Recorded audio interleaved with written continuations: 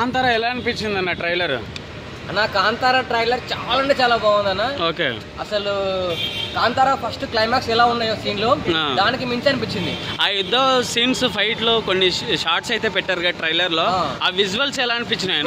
చాలా బాగున్నాయి. ఎడిటింగ్ కానీ ఆయన ట్రైలర్ కట్టింగ్ కానీ ట్రైలర్ కట్ కానీ అసలు ఫైట్స్ నరకడము ఊహించారా అలాంటి గెటప్ ఉంటుంది అనుకునే? ఆ బాడీ చూడు, ఆ పర్సనాలిటీ చూడు, ఆయన చూస్తేనే భయం అవుతుంది.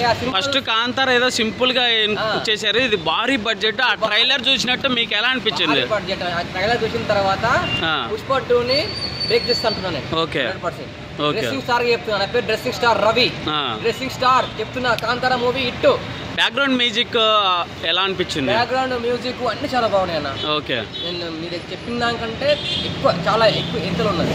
అదొకటి కెమెరా వర్క్ ఎలా అనిపించింది అన్న? Camera work, taking, directions and locations, costumes అన్ని చాలా బాగున్నాయి. అయితే 2 వరకు వెయిట్ చేస్తున్నారు అన్నమాట. అక్టోబర్ 2 అనమాట.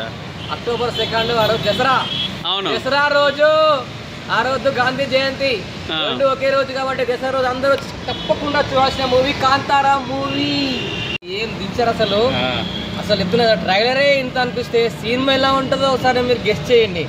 పార్ట్ 1 లో క్లైమాక్స్ చాలా హైలైట్ కదా, ఇందులో అలా ఉంటుంది అనుకుంటున్నారా? ఇందులో కూడా హైలైట్ ఉంటుంది అనుకుంటున్నాను. కాంతారా మూవీలో హైలైట్ సీన్స్ ఉన్నాయి, ఇందులో కూడా అంతకు మించి సీన్లు ఉంటాయి అనుకుంటున్నాను. Okay, black buster.